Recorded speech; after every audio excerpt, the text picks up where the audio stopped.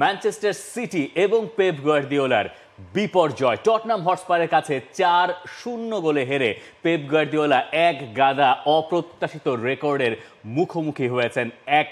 প্রথমবারের মতো তিনি তার ক্যারিয়ারে টানা 5টা ম্যাচ হেরেছেন এবং প্রিমিয়ার লিগে টানা 3 হারও তার জন্য নতুন কিছু। এমন একটা সময় ঘটলো যখন এই 5টা ম্যাচে তার দল 2টো করে গোল হজম করেছে। ইতিহাসে টানা 52 ম্যাচ অপরাজিত থাকার পর ঘরের মাঠে ইতিহাদে টানা 52 ম্যাচ অপরাজিত থাকার পর তারা এইখানে ম্যাচ হারলো। এবং সবকিছু মিলে আপনি যদি একটা জিনিস খেয়াল করেন, ডিফেন্ডিং চ্যাম্পিয়ন হিসেবে যখন ইংলিশ প্রিমিয়ার লিগ এবারের সিজনটা শুরু হলো ম্যানচেস্টার সিটি, তারা এমন একটা রেকর্ড করে ফেললো 1956 সালে চেলসি যেটা করেছিল সব কম্পিটিশন মিলিয়ে টানা 5 হার, এবং 2003 সালের পর ঘরের মাঠেও সবচেয়ে বড় ব্যবধানে হারতে হয়েছে পেপ গার্দিওলার ম্যানচেস্টার সিটিকে। এই ম্যাচ হারের পর পেপ গার্দিওলা যা বলছেন, 2008 সাল থেকে তিনি কোচিং শুরু করেছেন সেই বার্সেলোনা থেকে এখন পর্যন্ত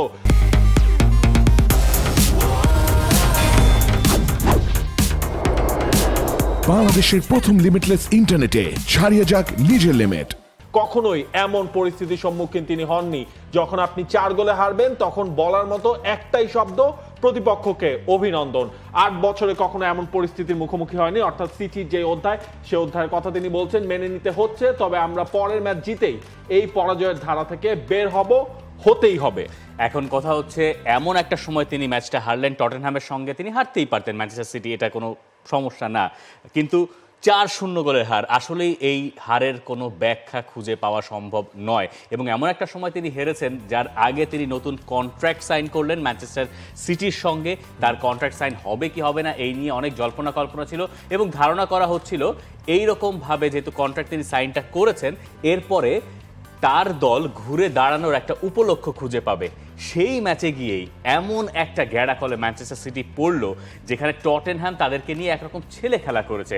ফার্স্ট হাফে জেমস ম্যাডিসনের যে 2টো গোল আমরা দেখেছি, 2টোতেই ম্যানচেস্টার সিটির ডিফেন্ডিংয়ের দুর্বলতা খুব প্রবলভাবে ফুটে উঠেছে। আপনি বলতে পারেন, পেপ গার্দিওলা দাবি করতে পারেন যে রদ্রি তো নাই, কিন্তু এটা শুধুমাত্র রদ্রি না থাকার কারণে যে এরকম হচ্ছে এমন দাবি বোধহয় পেপ গার্দিওলা নিজেও এখন আর করবেন না। দেখেন, ওই ফার্স্ট 2টা গোলের সময় তো মেইন ঘটনা, সেই 2টা গোলে কিন্তু জন স্টোনস এবং কাইল ওয়াকার এই দুজনের মাঝখান থেকে মেডিসন যে জায়গা করে নিয়ে তিনি গোল 2টা আসলে করলেন। এরপর পেড্রো পাওরো এবং জনসন শেষের দিকে তারা 2টা গোল করেছেন। ওভারঅল ম্যাচ পজিশনে ম্যানচেস্টার সিটির কাছে বল বেশি থাকলেও শটস অন টার্গেট সবকিছুতে কিন্তু সিটির আধিপত্য ছিল, কিন্তু কাজের যে কাজ করা সেটাই করেছে টটেনহ্যাম। এবং পেপ গার্দিওলা তার কোচিং ক্যারিয়ারের সবচেয়ে বেশি ম্যাচ 9টা ম্যাচ হারলো টটেনহ্যামের এগেইনস্টে।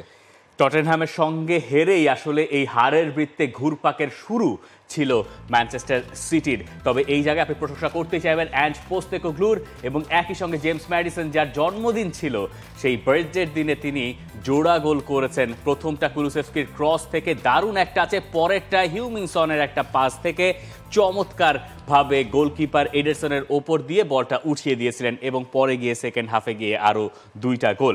ম্যান সিটি এই ম্যাচের শুরুটা যেভাবে করেছিল, বেশ স্ট্রংলি শুরু তারা করেছিল, কিন্তু যা ঘটেছে এরপরে এর্লিং হল্যান্ড বেশ কিছু সুযোগ পেয়েছেন, তিনি আসলে একটা হ্যাট্রিকও হয়তো পেতেই পারেন। দেখেন, ভিকারিওরও ক্রেডিটটা আসলে দিতে হবে টটেনহ্যাম গোলকিপার, তিনি হচ্ছে 1-1-এ হাল্যান্ডের শট, ইনফ্যাক্ট হচ্ছে আপনার গুন্দোয়ানের শটও তিনি আটকে দিয়েছেন সেই টটেনহ্যামের গোলকিপার। এবং ম্যানচেস্টার সিটি যে হারের বৃত্তে আসা শুরু হয়েছিল টটেনহ্যামের এগেইনস্টে লিগ কাপের ম্যাচ হেরে, 5 নম্বর ম্যাচটাও তারা হারলো সেই টটেনহ্যামের এগেইনস্টে, এবং ব্যাক টু ব্যাক প্রিমিয়ার লিগে 3টা ম্যাচ হারলো পেপ গার্দিওলার দল। আপনি যদি শুধু প্রিমিয়ার লিগটাও আসলে চিন্তা করেন, এই ম্যাচের আগে যখন টটেনহ্যাম ম্যাচের আগে পেপ গার্দিওলা প্রি ম্যাচ কনফারেন্সে তিনি আসলে বলছিলেন লিওনেল মেসিকে ছাড়া যেমন তারা ট্রেবল জেতার কথা বার্সেলোনা সেই সিজনে কল্পনা করতে পারেনি, রড্রির মিস সেটার কারণে এইবারও যে ওইভাবে আপনার শিরোপার স্বপ্ন থাকতে পারবে না সেই বাস্তবতাটা বুঝিয়ে দিলেন। সেটা একটা হইতে পারে, কিন্তু দেখেন রদ্রি না থাকার পরও যারা ছিলেন, রিকো লুইস, গুন্দোয়ান, মিডফিল্ডের কথা বলছি, কেউ আসলে নিজের